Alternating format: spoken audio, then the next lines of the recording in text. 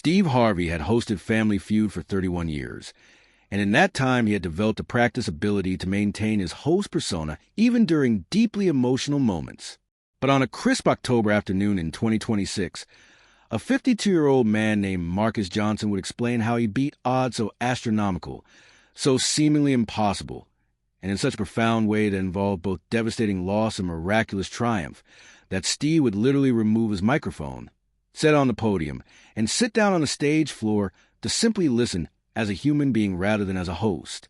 What began as a routine introduction would transform into one of the most powerful testimonies about faith, perseverance, medical miracles, and the kind of love that refuses to accept defeat even when every rational voice says there's no hope left. Before we continue with Marcus's explanation of how he beat the odds, if you're moved by these authentic stories about refusing to give up, about miracles that defy medical explanation, and about the power of unwavering determination in the face of impossible circumstances, please take a moment to like this video and subscribe to our channel. These stories remind us that sometimes the impossible becomes possible when love refuses to surrender. The Johnson family from Atlanta, Georgia walked onto the Family Feud stage with energy that was simultaneously joyful and deeply emotional. There were 5 of them competing.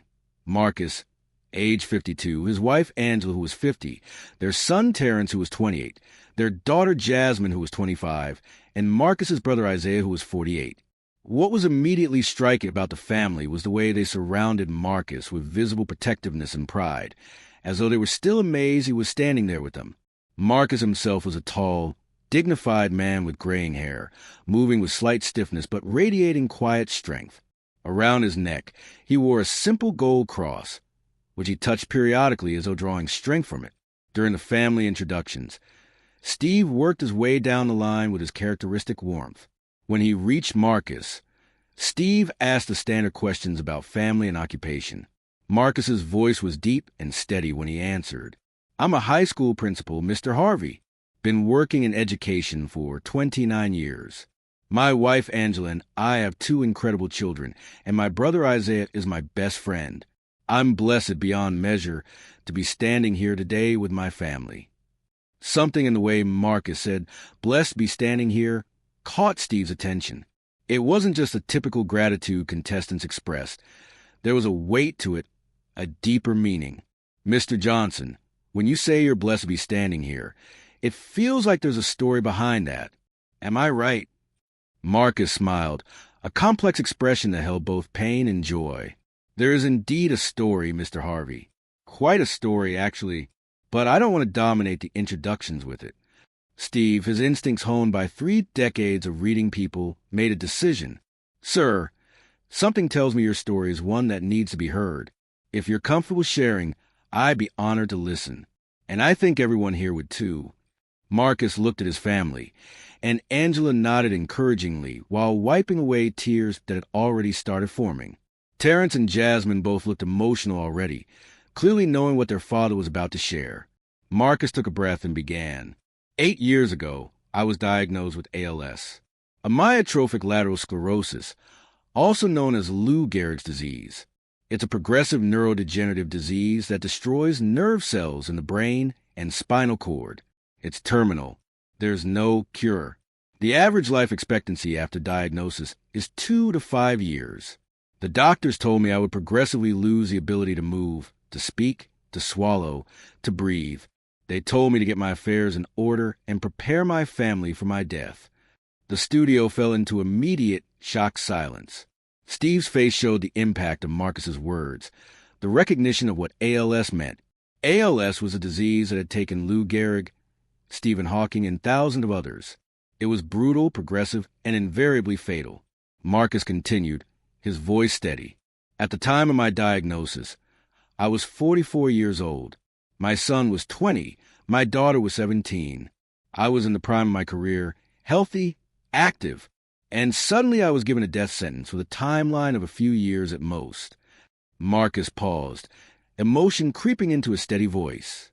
"The first year after diagnosis, I deteriorated rapidly.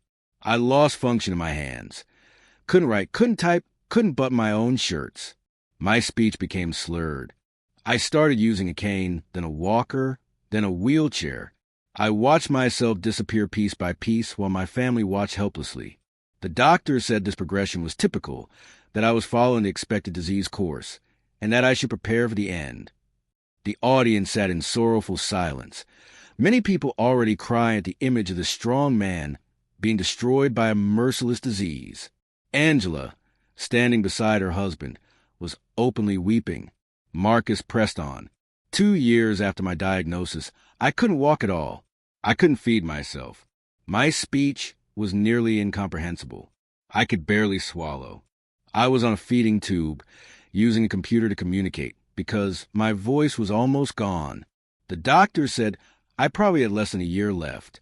They recommended hospice care. They said there was nothing more they could do. Marcus's voice grew more intense. That's when I made a decision that everyone said was crazy. I told my doctors, my family, everyone, I wasn't accepting their timeline. I wasn't accepting their prognosis. I believed that God had a different plan. I didn't know what that plan was, but I knew it wasn't dying in a few months. My family thought I was in denial. My doctors gently tried to help me accept reality. But I refused. I refused to give up. Steve stood completely still, transfixed by Marcus's story. The studio remained silent, except for the sound of people crying quietly. Marcus continued, I did everything. Traditional treatments, experimental treatments, anything that might help. I prayed constantly. My church prayed. My family prayed. My students and colleagues prayed. I visualized my body healing, my nerves regenerating, my strength returning. And slowly, impossibly, something started to change. Marcus's voice filled with wonder even 8 years later. About 6 months after the doctor said I had less than a year to live, something remarkable happened. The progression stopped. My symptoms didn't worsen. I wasn't getting better, but I wasn't getting worse. The doctors were confused because ALS doesn't do that. It's relentlessly progressive. It doesn't plateau. But I had plateaued. The studio remained in rapt attention as Marcus continued. Then, about a year after the progression stopped, something even more remarkable happened. I started to improve. Slightly at first. I could move my fingers a little more. My speech became slightly clearer. The doctor said it was impossible, that ALS doesn't reverse, that whatever was happening couldn't be happening. But it was. Marcus's voice grew stronger with emotion. Over the next 2 years, I slowly, miraculously, got better. I regained the ability to feed myself. I learned to walk again, first with a walker, then with a cane, then without assistance. My speech returned to almost normal. I came off the feeding tube. The muscle weakness that had nearly killed me gradually reversed. The doctors had no explanation. They called it spontaneous remission, though they acknowledged that spontaneous remission in ALS is so rare it's almost unheard of. Less than 1% of ALS patients experience any remission, and those that do typically only have temporary improvement before the disease resumes its course. Steve's hand went to his mouth, his eyes wide with amazement and emotion. Marcus delivered the stunning conclusion. Mr. Harvey, it's been 8 years since my diagnosis. I'm not just alive. I'm thriving. I'm walking. I'm talking. I'm working full-time as a high school principal. I'm living a completely normal life. Every doctor who's examined me says the same thing. What happened to me is medically unexplainable. By every measure, I should be dead. But I'm here. I beat ALS. I beat odds that were essentially zero. The revelation of Marcus's complete, seemingly miraculous recovery from a disease that's considered uniformly fatal hit the studio with overwhelming force. The audience erupted not in applause but in gasps and exclamations of disbelief and wonder, many people standing up involuntarily, hands over their mouths or hearts, completely stunned by what they'd just heard. Steve Harvey stood frozen for a long moment, processing what he'd heard. Then, in an unprecedented move, he reached up and removed his microphone from his lapel. He set it deliberately on the podium, the gesture clearly communicating that he was no longer speaking as a host, but as a human being. He walked to where Marcus stood and sat down on the stage floor, looking up at Marcus with an expression of awe. Marcus, Steve said, his voice raw and unmiked but still audible in the silent studio. "I need you to help me understand what you're telling me. You were diagnosed with ALS. You deteriorated rapidly. You were wheelchair-bound, couldn't speak, couldn't swallow, on a feeding tube, given months to live. And then you got better? You recovered from ALS." Marcus nodded, his own tears flowing now. "Yes, sir. That's exactly what happened. I can show you my medical records. I have documentation from 6 different neurologists confirming the diagnosis was correct. I had ALS, not something else that was misdiagnosed. And I have documentation of my recovery, which every doctor calls medically unexplainable. What happened to me shouldn't be possible, but it is. I'm living proof." Angela stepped forward, unable to remain silent any longer. "Mr. Harvey, I watched my husband dying for 2 years. I watched ALS steal everything from him. I held him while he cried because he couldn't hug his children anymore. I fed him through a tube because he couldn't swallow. I used a computer to communicate with him because he couldn't speak. I planned his funeral because we all knew he was dying. And then, impossibly, he started getting better. I watched my husband come back from death. I watched a miracle happen day by day in front of me." Terrence, Marcus's son, added his perspective. "Dad was diagnosed a year I was starting my junior year of college.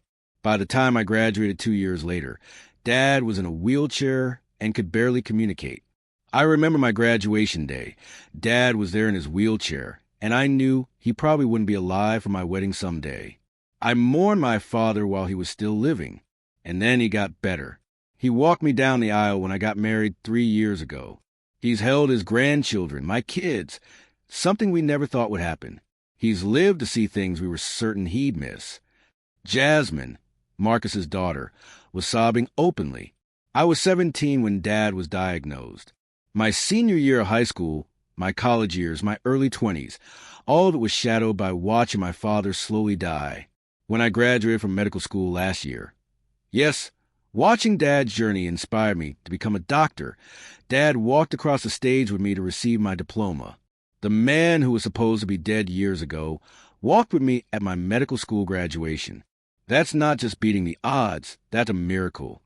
Steve remained sitting on the floor, shaking his head in wonder and emotion. "Marcus, what do you think happened? Why do you think you recovered when ALS is considered incurable and fatal?" Marcus's answer was both humble and profound. "Mr. Harvey, I don't have a scientific explanation. The doctors don't have a scientific explanation.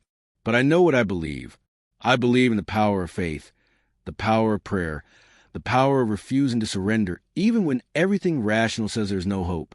I believe God had a different plan for my life than dying from ALS at age 46 or 47. I believe that the thousands of prayers said for me, the unwavering faith of my family, my own refusal to accept death, all of that created space for something miraculous to happen." He continued, "But I also want to be clear. I don't think my recovery means others who die from ALS didn't have enough faith or didn't pray hard enough. ALS is a terrible disease. It takes wonderful people from their families every single day. My recovery doesn't diminish their struggles or suggest they somehow failed. What happened to me is extraordinarily rare, unexplainable, and I don't presume to know why I was granted this mercy when so many others aren't. I just know that I was, and I've spent every day since then trying to live in a way that honors this second chance at life." Isaiah, Marcus's brother, spoke about watching his brother's journey. "When Marcus was diagnosed, I was devastated. He's my big brother, my best friend. Watching him deteriorate was torture. I prepared myself for his death. We all did. And then he started getting better. And I didn't know whether to believe it was real or whether it would be temporary, whether the disease would come roaring back. But year after year, he continued to improve, continued to defy what ALS does. My brother beat death. That's the only way I know how to describe it." Steve finally stood up, retrieved his microphone, and addressed the cameras and audience with visible emotion. "Ladies and gentlemen, I have been hosting this show for 31 years. I have met thousands of people with thousands of different stories. But what Marcus Johnson just shared, surviving ALS, recovering from a disease that's considered uniformly fatal, beating odds that are essentially impossible, This is beyond anything I've encountered. We are in the presence of what can only be called a miracle." Steve turned back to Marcus. "Sir, you said every doctor calls your recovery medically unexplainable. Have they studied you? Has the medical community tried to understand what happened to you?" Marcus nodded. "I've been examined by researchers at 3 major ALS research centers. They've studied my case extensively, hoping to understand what happened and whether it could provide insights for treating others. So far, they haven't found any explanation. My genetics are normal, no unusual factors they can identify. I'm literally a medical mystery." Steve made a decision. "Marcus, we need to share your story. Not just the fact that you survived ALS, but the message of hope, faith, and refusing to surrender that carried you through. With your permission, we want to document your journey, connect you with people fighting ALS who need to hear that miracles are possible, and support ALS research so that maybe someday your miracle can be understood and potentially replicated for others." The audience erupted in the loudest, most emotional standing ovation in Family Feud history. People weren't just applauding. They were celebrating this man's impossible victory over a disease that had stolen so many others. Veterans of watching Family Feud for decades would later say they'd never witnessed such a profound emotional response to a contestant's story. The game proceeded, but it was clear that everyone present was still processing Marcus's revelation. The opposing family, the Martinez family from Texas, played with obvious emotion, frequently looking at Marcus with wonder and respect. When it was Marcus's turn at the buzzer, Steve noted, "Marcus, you're using hands that the doctor said you'd never use again to buzz in on this game show. That alone is remarkable." The Johnson family won their game decisively, and when they advanced to fast money, Marcus insisted on going second. "I spent years not being able to do things," he explained. "Now that I want to embrace every challenge." He scored enough points to secure the $20,000 prize, and the celebration that followed was more about Marcus's presence, his ability to play, his victory over disease than about the game show victory. After the game concluded, Steve made several announcements. "Marcus, your family is receiving the prize money you won. Absolutely. But beyond that, the Steve Harvey Foundation is establishing the Marcus Johnson ALS Hope Fund. We're going to support ALS research, provide resources for ALS patients and their families, and share your story to give hope to people fighting this disease. Your miracle needs to ripple outward to help others." Steve continued. "Additionally, we're going to connect you with the ALS Association and major research institutions. Your case, your recovery, needs to be studied and shared within the medical community. If there's even a chance that understanding what happened to you could help others, that's a responsibility and an opportunity we can't ignore." When the episode aired 6 weeks later, the response was extraordinary beyond anything the show had experienced. Within 48 hours, the clip of Marcus explaining his recovery from ALS had been viewed over 2 billion times globally. The medical community responded with intense interest, with several major research institutions reaching out to request permission to study Marcus's case further. ALS patients and their families responded with mixture of hope and complex emotions, inspired by Marcus's story, but also aware that his recovery was extraordinarily rare and might not be replicable. The ALS Association released a statement that walked a careful line between celebrating Marcus's recovery and managing expectations. Marcus Johnson's recovery is genuinely remarkable and appears to be an authentic case of spontaneous remission from ALS, which occurs in less than 1% of cases, and is typically temporary rather than sustained as Marcus's has been. While his story provides hope and inspiration, it's important for patients and families to understand that ALS remains a progressive, fatal disease for the vast majority of those diagnosed. Marcus's case should inspire continued research and remind us that we don't fully understand this disease, but it should not create unrealistic expectations for other patients. Medical journals publish case studies on Marcus's recovery, with neurologists attempting to understand what had happened. They examine whether there might have been something unique about his specific case, perhaps a genetic factor, an environmental influence, or some aspect of his treatment regimen that contributed to his recovery. So far, no clear explanation had emerged, but the research continued. Perhaps the most significant impact of Marcus's story was how it changed conversations about hope and faith in the face of terminal diagnoses. For years, there had been tension between maintaining realistic expectations about prognosis and providing hope to patients.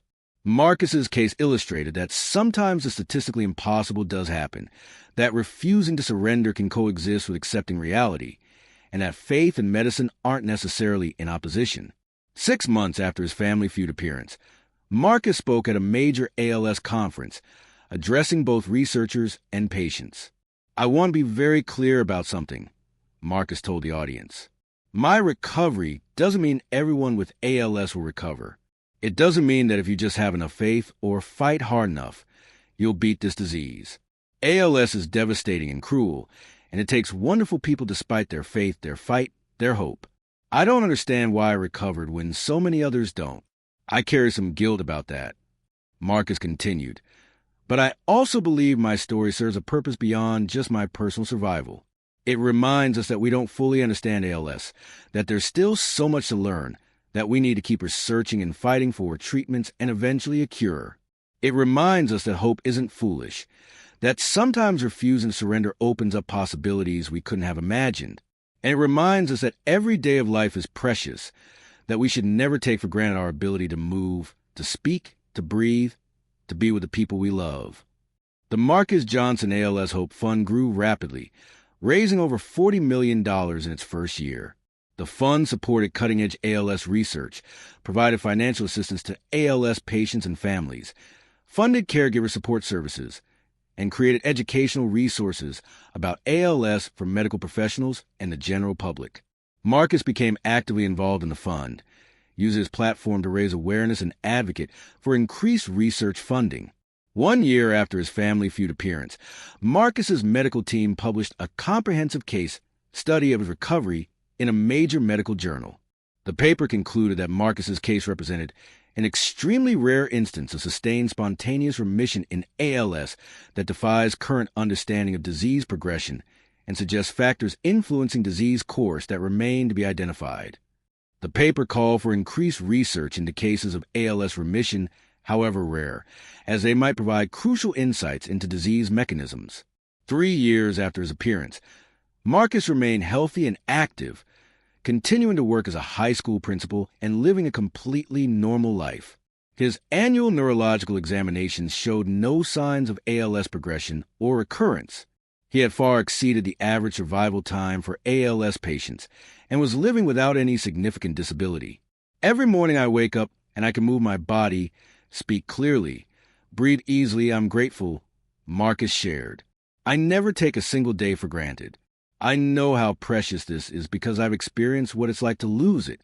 Marcus's children both spoke about how their father's journey shaped their lives. Jasmine, now a doctor specializing in neurology, said, "Watching my father nearly die from ALS and then impossibly recover didn't just inspire me to enter medicine. It taught me to never say never, to remain open to possibilities beyond what the textbooks say should happen.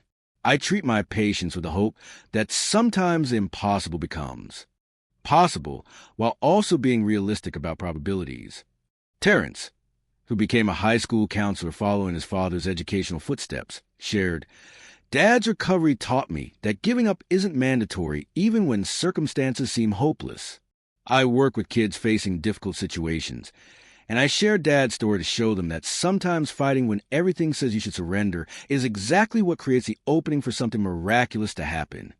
10 years after his diagnosis, Marcus organized a reunion of his medical team.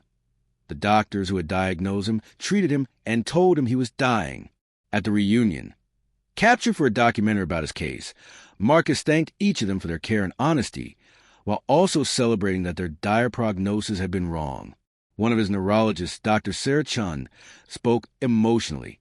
"When I told Marcus he had 2 to 5 years to live, I believed I was giving him accurate information based on everything we know about ALS. I never imagined I'd be standing here 10 years later looking at a healthy man who defied everything we understand about this disease." Marcus has taught me humility as a physician and reminded me that medical science doesn't have all the answers. If Marcus Johnson's explanation of how he beat ALS, a disease considered uniformly fatal, by refusing to surrender, maintaining faith when everything rational said there was no hope, and experiencing what can only be called a miracle, has moved you, inspired you to reconsider what's possible, or reminded you that sometimes hope is justified even when statistics say it isn't, please take a moment now to like this video and subscribe to our channel. Share this story with anyone facing seemingly impossible odds, with people fighting ALS or supporting loved ones with ALS who need to know that miracles, however rare, do happen, and with anyone who has lost faith that positive outcomes are possible in difficult circumstances. Marcus's recovery, Steve Harvey's human response of removing his microphone to simply sit and listen, and the subsequent medical investigation into this impossible survival have created awareness, inspired research, and provided hope to countless people facing their own battles. Your engagement helps ensure this powerful message about faith, perseverance, and the reality that sometimes the medically impossible does happen reaches more people who desperately need to hear it. The story of 52-year-old Marcus Johnson, explaining that he was diagnosed with ALS 8 years earlier, deteriorated to the point of being wheelchair-bound and unable to speak or swallow, was given months to live, and then impossibly recovered stands as one of the most remarkable medical stories ever shared on television.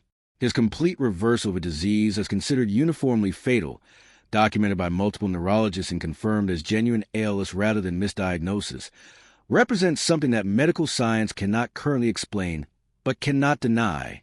Steve Harvey's decision to remove his microphone and sit on the floor to listen as a human being rather than as a host acknowledged that some moments transcend entertainment and demand we simply witness and honor the extraordinary. Marcus's humility about his recovery, his acknowledgement that he doesn't know why he was granted this mercy when so many others fighting ALS aren't, and his commitment to using his survival to support research and provide hope to others demonstrates the responsibility that comes with experiencing a miracle. His story reminds us that statistics describe populations but don't determine individual outcomes, that refuse and surrender even when everything rational says there's no hope can sometimes create space for the impossible, and that we still have much to learn about diseases we think we understand. Marcus Johnson beat odds that were essentially zero, and his survival is both a testament to the power of faith and perseverance, and a reminder that medical miracles, however rare and unexplainable, do occur. That is a truth worth celebrating and a hope worth sharing.